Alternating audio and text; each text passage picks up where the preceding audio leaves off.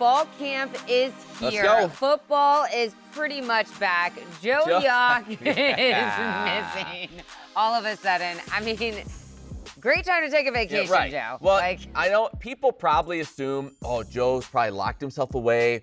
He's crunching the numbers. He's really breaking down film, getting ready. No, he's just on vacation. He's more of a read and react guy, not really like a study up guy. So he'll just roll in here August 31st, first game, just be like, what's going on? You know what? Actually, it's reflected, because Matt and I were going, what Flames fantasy league is this? Is it like and this is the fifth, people. Fifth year. Breaking news. I am going for a three-peat. So Joe is out. Yeah. This is why he never wins, because he goes to Montana and is probably fly fishing, with his daughter, which I would rather I mean, I think we'd all probably choose that, But that is why he has never won No, he's never won. And a big shout out to listener Jacob, who let us know that last week we said it was the fourth year we've done the Flames Fantasy League.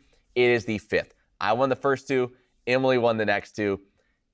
Analyst Joe Yock, 0. Big Going for the three-peat. We have some great stuff coming your way on today's Flame Central podcast, powered by Montana Fly Fishing Company, powered by Alcova Mortgage. We have linebackers coach Josh Linam on the show in just a moment. It's going to be interesting to learn more about this group. That's been a position it seems like every year for probably about 3 years now, we've gone into the season going, who's the guy there? Right. Or maybe there's not a lot of depth there.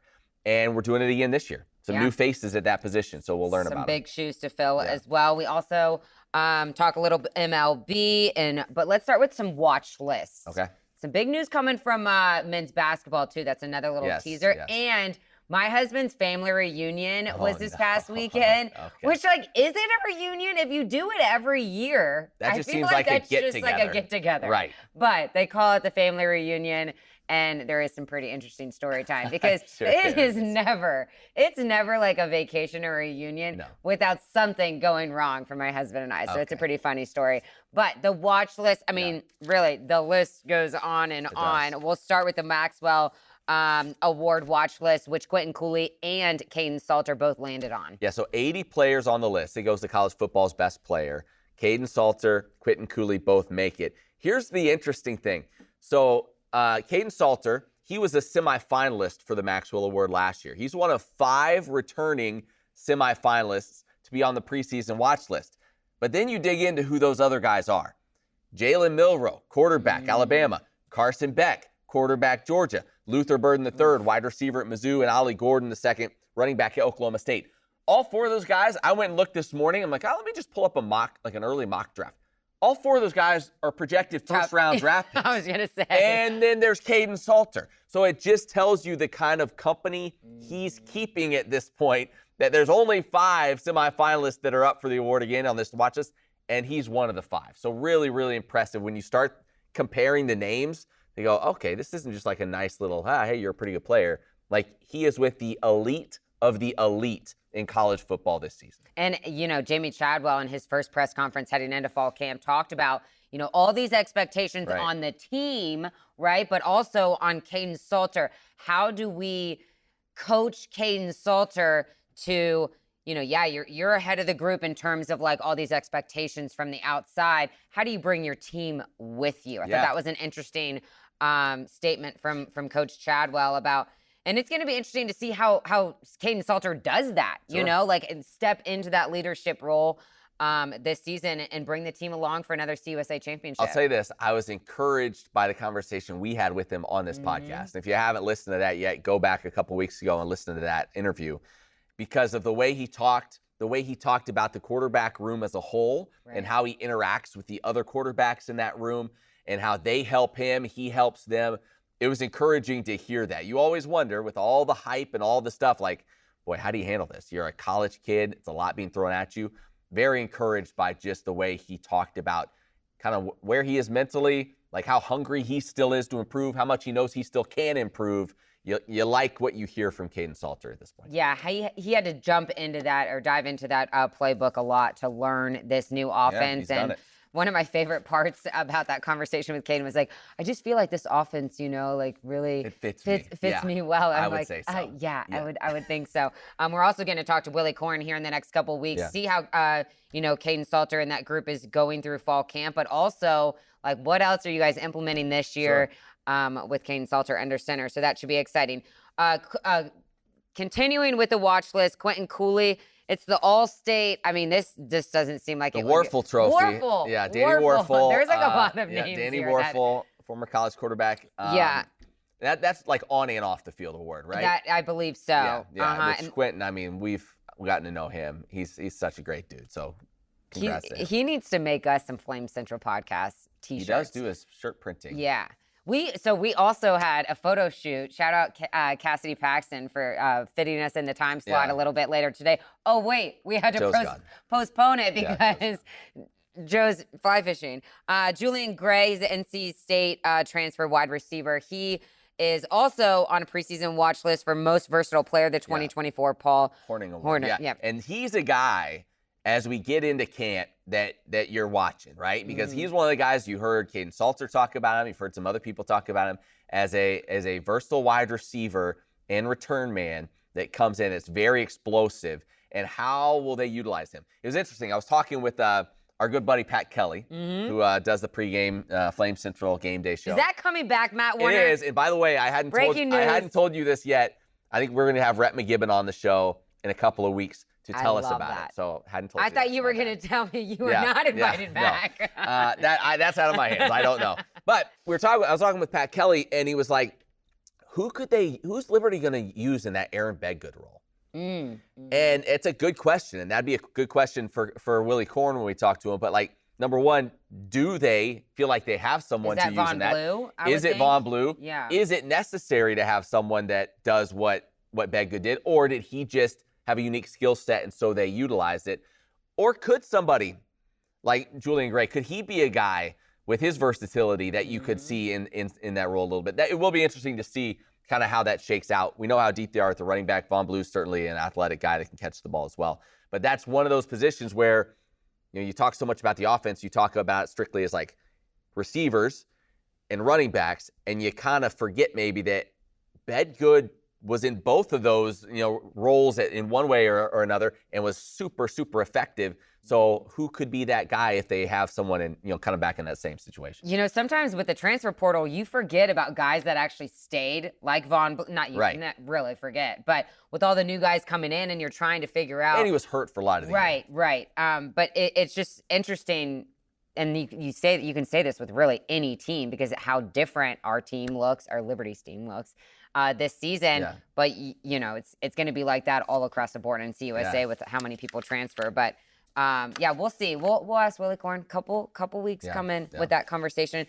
So got Gray, Brylan Green. He's on a couple lists. 2024 Paycom Jim Thorpe Award watch list. That's the top DB in the nation, and then the Bronco Nagurski trophy watch list. That's the best defensive player, who CJ Bazell Jr. is also on that list for best defensive player. And then finally rounded out with Jordan White. He is on the 2024 Outland Trophy preseason watch list, which is the top interior lineman. So, like we said, a lot of expectations with these watch lists. Yeah, well, listen, and what does this prove? It proves winning 13 games suddenly gets you a lot of notoriety individually as well. And that's why it's one of those things where people are always, and again, in this climate in college football, it's different than it has been in the past, right or wrong, whatever. But guys are always looking for, like, where can I go and be the man, or where can I go and excel, or is the grass greener? Well, if you're in a winning program, a lot of this individual, these accolades and notoriety, it comes along with the winning. And we're seeing proof of that just in these preseason watch lists. Think about how many guys are showing up on watch lists now compared to, a season ago. It's a ton more because they won. Because they won at a high level, and that leads to the individual accolades. A lot of these guys, with the exception of Gray, were on the Flames last year. So just sticking around. Sometimes it does pay off. But, I also asked Coach Chadwell at his first press conference, like, how much more comfortable do you feel going into this season? Because, these guys feel more comfortable with the coaching staff. But Coach Chadwell is like, obviously you feel more comfortable because you're not figuring out, like, who all of your players are. and the school and the people that you're working with. But he said when you get too comfortable, that's when things get dangerous. So right, it is interesting because you think about it as an athlete, you get a new coach. Like I've been in that situation in college. Got a new coach before my senior year, and it's like, whoa, you got to prove something. You have a small window to prove something to this guy, and so you feel like you have to be on your game every day. The longer you've been with a staff, you feel like they know who I am, like they know what I'm about. Do you still have that chip on your shoulder every time you show up at practice? Are you still trying to prove something?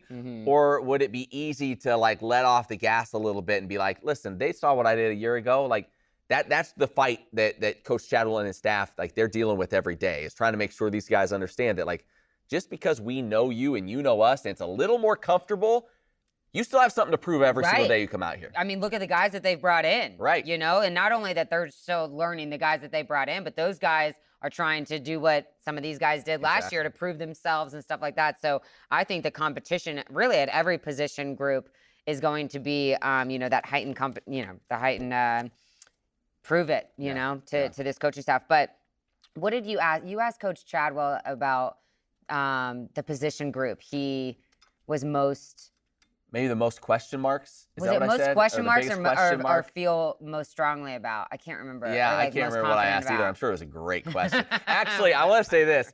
I didn't tell you this. Emily's at the press conference. It was the first press conference, first practice last week. And, Emily, almost word for word, asked the exact question I was going to ask. Which one? When you were like, a year, how much different is it from, 1 year ago from today? And I was like, oh, and then you're there and you're like, I got to come up with something else. So I don't even remember what I asked. But yeah, I think it was about which position group. And he did mention wide receiver being just questions of who fits into what role. That's right. He mentioned the defensive backs was another one that he mentioned just because, you lose some guys there. Preston Hodge, Kobe Singleton from a year ago. So who kind of steps up? And then he also mentioned offensive line. Who's going to be that 4 or 5? In terms of, who are the guys? I think they have the roster to do it. They have the talent, the group. It's just which of those guys do you settle on?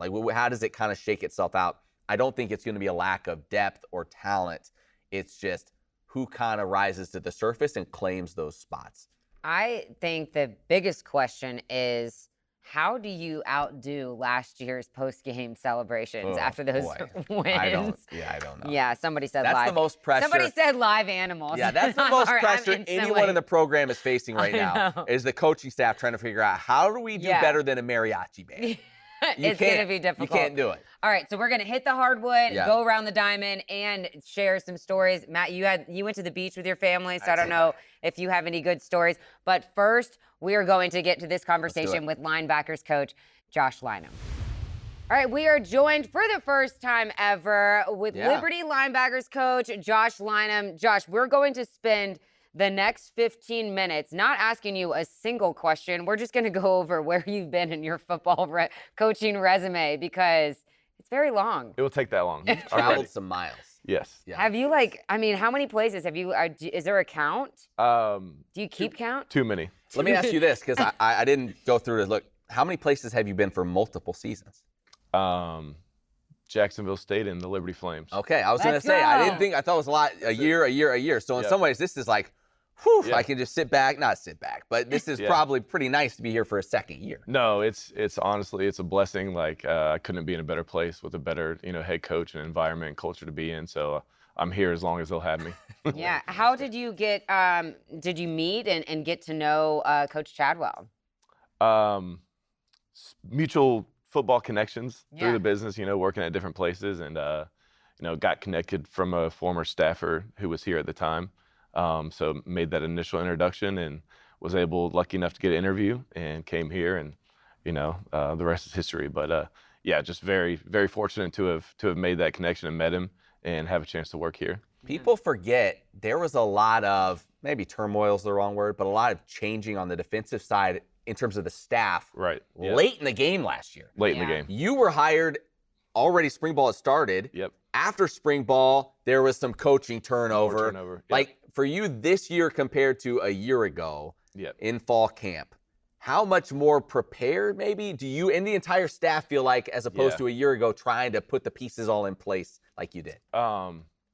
a lot more prepared, a lot more comfortable, a better understanding of the standard and the expectation, and just an overall, clear vision of what Coach Chadwell wants and where we're going with this program, the type of guys we want in it. So yeah, it's been a lot better. Year two, you kind of like that second year, you grow relationships, you get more entrenched in just the culture of the program, and everybody understands the expectation day to day. So it's been great. Do you fine tune even like scheme year two? Like, whereas I know there are some guys that maybe hadn't worked together before on staff, like you being one of them. Yep. Do you kind of start to, okay, now I'm maybe giving a little more input or taking it from somebody else? How does that dynamic work? Yeah, you got to find out who you are, what your identity is based off of the personnel you have. Yeah. And then a coach's job is to, maximize each one of those players' skill sets and what they have. And I think we've done a good job of kind of meshing together and subordinating our egos a little bit and, trying to get on the same page with, what works best for the players that we have. It's not necessarily what we know, it's what we can teach the players the best. And I think we're on the same page with that. I know it's early in fall camp, but with this group, the turnover, the young guys, what are your early impressions of the linebackers? Vastly different group just from a mindset and character standpoint. There's a lot of more experience, veteran leadership, guys who are on board with doing it the way that we see, and it's just been a lot more competition, a lot more understanding and trust from both ends, the player and myself, and guys are just, I think, bought in, and they care about each other. They know they're going to have to sacrifice a little bit of themselves if we want to be a great defense and a championship team. And I think everybody's on one accord with that, and they're all kind of bought into that. So it's been great. You think back to last year in terms of the linebackers, and I think all Flames fans would agree. Everyone just prayed that Tyron Dupree stayed healthy throughout the year. Me right? too. I was right along with him. Like that was it, right? And he had twice as many tackles as the second most tackles, on the team. How do you replace what he did? Who might be someone that can step into those shoes? Maybe doesn't look exactly or be the same type of player he was necessarily, but how do you try to replace what he brought to your team? It's definitely tough. Players like that, obviously, Defensive Player of the Year in the conference is hard to replace. But I think by committee, we're stronger overall. Tyron was an unbelievable player, good leader. He was growing in that regard. Ran sideline to sideline, made plays, that a lot of guys can't make. But I think just overall, the type of character we have in the room, the type of veteran leadership, and then, strength in numbers and us being, they say iron sharpens iron. So there's 7 guys in there that could potentially play. And so they're all holding each other to this high standard and everybody raising their level of play. So I think overall we'll be better. What would you give the defense overall? What grade would you give the defense last season? And then at this point in fall camp, which we're talking like 5 days in, what do you think the grade could be for this defense? A grading system is tough for a football coach. All right, let's do what do you want? Give whatever system. We can grade. What's grade out of 10? Let's grade. We'll grade out of 10. Out of 10. I'm based off of. I was looking like A minus. No, I'm kidding. No. We can do out of 10. Okay. Based off of the body of work that we've shown through 5 days. Yeah. Is that fair? That's very fair. Because we're pursuing. That's one. You're See, I'm making this up as I go. This is what Joe Yock does too. He's going to be really upset that he missed this. The one time I'm on, why is Joe not here? I know. Great question. I just found out last night. Right. And it would be really nice if we had like a Google calendar that we all shared. Joe lives his life day to day. Yeah. He's always day to day. You just don't know. It is so frustrating. I thought I was going to see 3 of the more famous faces in Lynchburg, and I'm only getting 2 of them. No, so only you got short change. He had to get out of Lynchburg because he was getting so, he was getting stopped so often. I'm kind of delaying the answer on the grade. That's good. Okay, so it's like a 3. It's like, so we have last year's grade, and then we have what it currently is, and then what it could be. Okay. Wow. Last year's grade at this point through 5 days was a 4 out of 10. Okay. Last year? I'm talking last year, like the performance of the season. I thought you meant through 5 days. Oh, no. Last year's season. Question's getting more and more complicated. You know what? The joke of everybody is always like, every coach that comes on, Matt or Joe will ask him a question, and oh, that's a really good question. I've never gotten that. I don't know why. Now you see why. No, I see where you're going with this. I see it. We're on the same page now. So if last year was like a 6. Yep. Through the lens of the defense. Yes. The entire Yes. defense. Yes. Entire defense for an incomplete season. It's funny you say that. Last year was a 6. Okay. Okay. I've actually been doing my study. I'm a 2-time playing And Central Fantasy. and this year at this point is a 7. Oh, wow. Okay. Wow, what could it be? A 9? I knew it. I told you. I'm telling you right now, if there's like an analyst position open, Coach Chadwell, I am available. Yeah. All right. So who are you talk about leadership and character? Yeah. Who are the guys in that room that you see that have risen to that? Because there are a lot of names people don't know yet, right? Right. A lot of your casual fans are like, I'm going to turn on the TV August 31st and watch Joe and Emily myself. Well, no big deal. Yeah. And learn about it then. But who are those guys that are separating themselves? Just from a leadership standpoint, Joe Carter already had a huge voice on the team. Yeah. You know, he's the consummate professional. A lot of guys look up to him just because of his work ethic and coming from a walk-on to earning a scholarship. Like, he's a guy who's got a lot of influence and people look up to, and he does everything the right way. So he's a voice that's heard throughout the team a lot more, not just the room. New guys that have come into the fold, Taylor Jackson and Jamar Brown, are just veteran guys who just get it. You know, they get it. They know, the standard they're held to. They know they're very hard and tough on themselves, and it's their last year, so they're giving it one more go, and so they're really locked in and trying to raise the standard and level of everybody around them. I'd say they walked in day one, and they've earned that respect throughout the short time they've been here. And then Jerome Jolly, he's a vocal guy. He's a passionate guy. People feed off his energy, so he brings that from that standpoint. So we did a hot seat segment a couple years ago. Like, if you were stranded on a deserted island, who would you? I don't even know, or how would you survive or something? And Jolly said he would drink the salt water. Yeah. So I think he's come a long way. It sounds like since He's then. grown a lot. He was you would put him as like a 3 out of 10 then. Now he's 7 or 8. Yeah, 7 or 8. That's right. That's right. All right, we're going to do that. a little rapid fire before we talk a little bit more in-depth questions. But rapid fire, what is the most interesting place or team that you've worked for, or that you've coached with? I think where.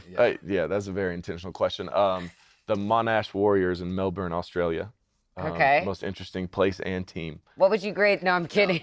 0. You were coaching for them, right? He said he would grade a 0. Yeah, 0. Oh, yeah. I was the sole coach. The coach. Yes, and sometimes I made a player appearance in some practice. Wow. Yeah, it was a club football team, and it was unlike anything I've ever been around. I want to get back to some rapid fires in a second, because playing off of that, I read an article. Yeah. It may have been around like 2014 that you had gotten a job outside of football, right? Mm-hmm. And you quit the second day, and we're like, I can't do this. Tell me that story, because by that point you had coached a number of places. Did you What was the job first? So no, I hadn't coached anywhere yet. Oh, okay. I had gotten cut from 2 NFL teams. Okay, so it was after your playing career. I was in that, after playing career, I was in that, weird stage of didn't know my identity, who I wanted to be, where I wanted to take my career. Definitely wanted to do something purposeful, make an impact. Had multiple jobs, like odd jobs, weird jobs. Took a job at like a staffing firm, a staffing company, with a little cubicle. Had first day training, drive into the second day of training, and something came over me. I think just the Holy Spirit and God was talking to me. He said, he's trying to tell me, like, this isn't the path I have for you. He said, run. He did. He you can't put a football player in a cubicle. No. That's the beginning of Can't the put us in a cubicle. Terry Tate, office linebacker. No. It would have been like that. Yeah. I imagine it going like that. But I obviously had a different plan for me, and I felt that, in my heart, and just acted on it and ran. Like you said, I ran. From there, that was it. And I'm sure there probably been times, I don't know, you tell me along the way where you're like, did I hear that right? Right? You bounced around? Or has it been where you've never even thought for a second that that I'm not supposed to be a football coach? Yeah, I think I always knew that, and that was steady throughout it. It was just, things that happen in life, and you got to find a way to, keep pursuing. Despite some obstacles, you got to keep pursuing what you want to do. So that was a lot of it. Yeah, interesting. That's awesome. Hey, there's always unique stories and journeys to get to Liberty. But Absolutely. The coaching career, the coaching world is just like, you look at guys' resumes and it's just like, man, But you do all that. I say this in sincerity. You do all that to get to a place like this. Liberty itself and working for Coach Chadwell and this staff is like, that's why you do that. That's why you go through the ups and downs and the valleys, because you finally, if you keep going, you end up at a place like this on Liberty Flames podcast. This is the pinnacle. This is where you all want to be. Right. It's only going downhill. I'm glad we could do that for you. Wait, so have you ever been a part of his staff that's done like the post-game, the post-win celebrations and all? Absolutely not. Yeah. No. Have you been in charge of one yet? I have. Oh, which one were you? That's why we won, Jacksonville State. Jacksonville State. You'd been there, right? Is that why? Because you had coached there? No, not at all. Not at all. But it was a lot of weight is on your shoulders to make sure that you deliver, and then you really hope that you win that game. Yeah. Oh my gosh. And you treat it like a championship, and it's fun. It's fun to get ready for. I think it really does lock the players and coaches into just worrying about going 1-0 that week and preparing to do so. So it was awesome. That's what we were saying. Like, there's pressure. They talk about the pressure after 13-1, pressure with all these players on watch lists. The most pressure is on you guys, because how do you outdo what you did last year in terms of the post-game, celebrations? That I don't know how you do that. Live animals is my guess. Live Gamecocks are coming here. Rhett McGibbon has some chicken. You have I chickens. have chickens. You have chickens. I'll give you my worst one. You just do whatever you want. I'll give you my worst one. Yeah, I think isn't it a fighting chicken? Yeah, you got to get creative. It's gonna be a creative year. For the championships. We've had those organizations after us, so I don't think we should. A couple of rapid fires for me. If Coach Chadwell came to you and said, "Take your pick, any offensive player that you want on the defensive side of the ball," ooh, that's a good pick? one.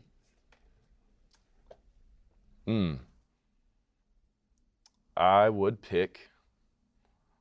Man, that's a tough question. Yeah. Any offensive player. So you're saying none. You're saying nope, I'm good. They just don't have the mentality. Yeah, they just no dogs on that side. Maybe I haven't seen a whole lot of him, but maybe a Juju. Yeah. Okay. I'm there on the back end. Yeah. He's pretty fast, and I was thinking maybe Bentley Hanshaw. Yeah. Oh yeah. Where are you gonna put him? No tight ends. Yeah. Not Jacob, not Bentley. No, not Deuce. No. We got a little battle going with them right now. Oh, okay. Yeah. Hey. All right. So Olympics are going on. Perhaps you're aware. If you could have been an Olympian in any sport, what would it have been? Matt wants to play handball. These rapid. I know they're not as rapid. They're not. It's the rapid parts These are- kind of. There's two. Yeah. Not gymnastics. No. Not gymnastics. Not built for that. Probably curling. Okay. Oh, that's in the Winter That's Olympics. winter though. That's fine. Yeah. You can Is take curling that. like the? You can do like you know Oh, what, yeah, like that's pretty- bobsled. There have been guys that are like former football players that did some bobsled stuff. You need that quick burst and then like the power. Like how do you do bobsled? Right. We're going winter though. I'd say Yeah, water Matt- polo. Water polo. Oh wow. Water polo. Oh wow. Yeah. Okay. Yeah. I think I've got being from Florida, good swimming skill. Okay. I can tread pretty well. Yeah. Yeah. Okay. So Well, that's good. Matt's looking up handball teams. He wants to join. Team handball. It Yeah. looks like Team- the greatest. It looks fun. It looks awesome. Yeah, I want to do that. Last one for me. Best pure athlete on the coaching staff. Best pure athlete. Oh man, good. If I get this one wrong, rapid fire. Best pure athlete. You guys do all these things, kickball, Yeah, and you golf, guys and do a all this lot of stuff. I basketball, see you at lunch. practices sometimes. You're going through the drills, hitting the tackling dummies. Yeah. So like, you Not throw me. yourself in there if you Won't be want to me. be that guy. But who would be the best pure athlete? Best pure athlete. I'm gonna give you guys a wild card. Okay. Don't say Colton Corn. He's not on the coaching staff. Is that what you're gonna Is that what say? you're That's what I was gonna go. Oh with. my gosh! I knew That's it. what I was gonna go I'm with. telling you right Wow. now. Yeah, I need sneaky. a Sneaky. Sneaky athlete. Can kind of do it. Jack of all trades. Can Yeah. do it all. Okay. Oh Yeah. my gosh, Yeah. I love it. Wow. Okay, that's good. I Yeah, didn't see that one coming. from golf to basketball. Yeah. He Versatility. Yeah. very Yeah. versatile. Very Yeah. versatile. That's good. Yeah. Can you tell your twins apart? I absolutely can. You can? In a split second. Oh, because Can- I couldn't. When we can did the you? Father's Day video, Yeah. I was like, I Yeah. can't tell them apart. What's the most fun thing about being a girl twin dad? A twin girl dad? everything about it. It's the most fun thing in the world. But probably just the sisterly camaraderie, the fighting, the loving, just nonstop. Yeah, They are at it nonstop. They never separate from each other. So just seeing that dynamic's pretty cool. That's awesome. Yeah. All right, final question. You talked a lot about your identity and this whole journey that you've been on coaching all over the world. Yeah. What is have you found that identity, and kind of what's this next year, and maybe some goals that you have for yourself as a coach? Yeah, I think I have, going through all that, making mistakes, learning new things, taking pieces from everywhere you've been. I think it will always be, loving my players, and holding them accountable, holding them to a high standard, and truly being there for them. And that's the reason why I coach football, So building real relationships, and coaching them through love. And then expectation this year is that, we have so much talent and experience. We need to, reflect that in our everyday approach, pursuing our best every single day in the room. There's so much competition. So if we can push each other, be a little bit selfless and do what's best for the team and not just for us, and have discipline while doing that. Like, that's a big word for us, is being disciplined in everything we do day in and day out. So if we can do that, I think we have a championship caliber, type of people. Awesome. And that's what's most important for us. Can't wait. Yeah. That's great. Yeah. All right, the word this year, pursue. Pursue. Let's pursue that USA Yeah. championship, but then Coach Chadwell would say, no, pursue that first winner with the camel. Let me know if you need it. Matt knows a guy who has a camel. I don't know anything. I can't do anything. Now you're talking about, if we brought a live camel I know. into the locker room. Oh my gosh. Do you have any connections in Saudi Arabia? I know. Or if only we were playing him on Wednesday. Hump day. That's good. All right, we Coach should wrap this Linam, up. Yeah. Thanks so much for joining us. Yes, appreciate If you guys perform in the linebacker room, maybe we'll have you back. Okay. Maybe we'll have you back. When Joe's Real here. quick. We'll wait till Joe's here. I can't believe I'm doing this when Joe's not here. Yeah, he did that on the copy machine. It's an awful mug, but we'll give you it just so you can put it in your office. So you can say in this camera, it's the Flame Central Podcast. Yep. Powered by, this is a font 11, so next time I make muds, I'll make it a little bigger. Powered by Alcova Mortgage. Okay. Flame Central Podcast, powered It's the by... Flame Central Podcast, powered by Alcova Mortgage. That was great. That was one the of best our better one. ones Yeah. we've had. Yeah. Awesome, Coach. Thanks so much for your time. Appreciate it. Thanks, guys. Great conversation with Coach Linam. Yeah. I'm excited to see what this group can do, but it's early. We're when camp started last Wednesday, so we're 4 or 5 days into camp. So you never know. It'll be interesting what this linebacker group can do. It will be, and you know what? Last year we were saying a lot of the same stuff. Who do we have? Who's the guys that maybe are unproven or that we haven't seen in a Flames uniform do it? And they put together a great season, and we saw where it ended up. So I think we can certainly have faith in Coach Linam and this staff to figure it out. And now with even more depth on that side of the ball, I think this defense could be even better this season. There has been some high expectations about this defense. Is possibly the best defense that Liberty's had. I wouldn't go that far. I don't know if I would go that far yet. That's word on the street. Let's see a little. And you know who had a problem with that who was our oh my gosh, Scruggs. He's not gonna let that happen. Oh yeah, the general. Jamon Scruggs, general. Yeah. Okay, let's move on. The MLB. Fraser Eller not only got called up to the bigs with the Chicago White Sox. First appearance wasn't really fair, right? Listen. Let's go. Welcome to the big leagues. Here you go. Here's what it was. I think it was last Tuesday, wasn't it? When he got called up. 8th inning. The White Sox at that point, I think, had lost 14 in a row. Gosh. They had a 1-run lead over the Royals, and they go, "Hey, Fraser, guess what? Welcome to the bigs. Get out there in the 8th and hold this lead." Didn't go great. Walked a couple of guys. Ended up taking the loss in that game. Since then, 2 appearances, and he has had scoreless appearances in both of those. They've lost 20 in a row. The White Sox have, as of this moment. They are not good. But the blessing in that for Fraser Ellard is, hopefully that means he's riding this season out. If you're the White Sox, you have nothing to lose other than just more games, which they will. But for him, it's let the young guys figure it out. Right. Who cares? Who cares if he has struggles? And surely he will. I mean, that's the name of the game. But let him get out there, work through it, get some experience, and then next year he's got that behind him, and he can come out and try to earn a job on opening day.